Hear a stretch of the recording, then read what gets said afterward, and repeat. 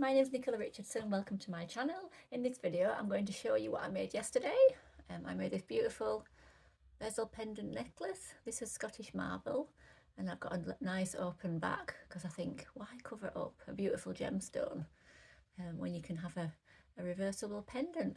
So I hope you enjoy the video. I'm a self-taught jeweler. I'm in my garage. It's a little bit dark, sorry, but I do all my soldering and all my dirty jewellery here in the garage. I've got my own handmade workbench, so I hope you enjoy the tutorial. Any questions, don't hesitate to leave them in the comments, and if you'd like to see any other videos, please leave those in the comments as well.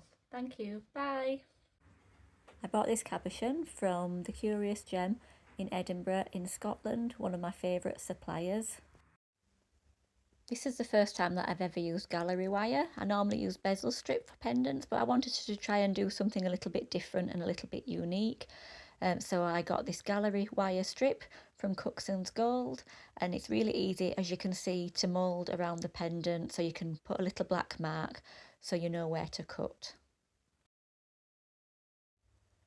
Using a good pair of snips, cut along the black mark, and you just need to do a little bit of filing on either end before soldering. Now time to solder, my favourite. Just remember, this only needs a light touch. It solders very quickly. After a failed attempt last weekend where I melted the piece, I'm going to try to take a little bit more care today, and I'm just going to move the flame round the outside, heat it very, very, very slowly and keep the flame moving all the time, so we don't have a repeat of last week's catastrophe. Using my jeweller's saw, I cut around the pendant to remove as much metal as possible before moving on to my cut zero hand file.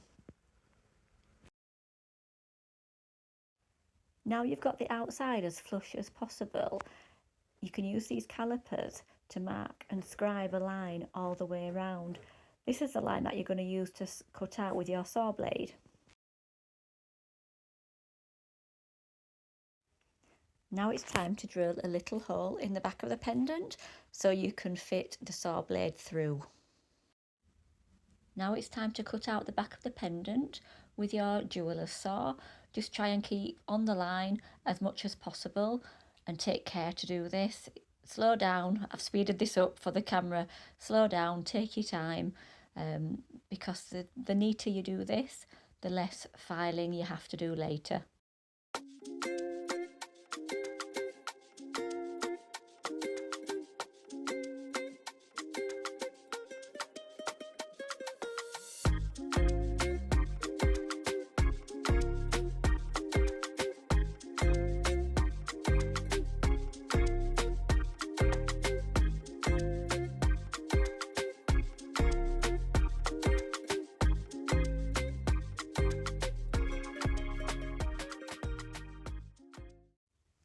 Using my half round sandpaper sticks, I'm now going to go around the inside of the pendant, starting with a 240 grit. I work all the way up to 1200 grit just to get that edge really nice and smooth.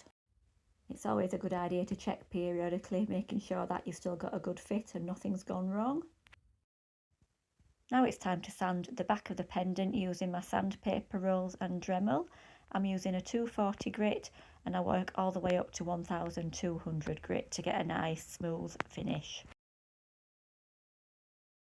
After filing a flat spot onto a jump ring, I'm now going to solder the jump ring onto the main pendant.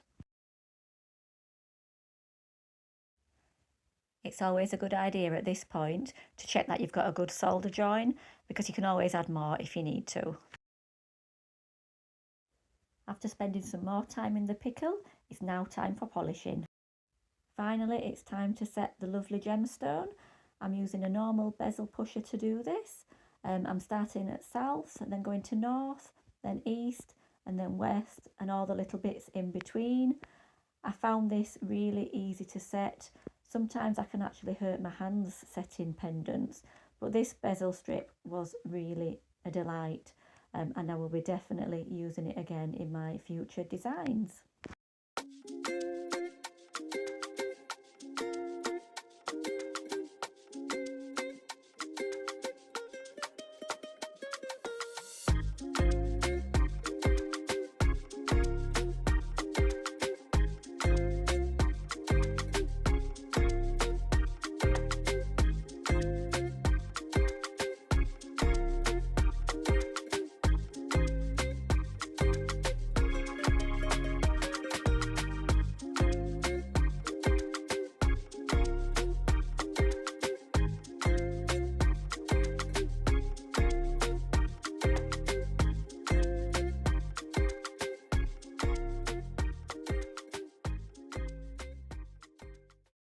I hope you have enjoyed this tutorial.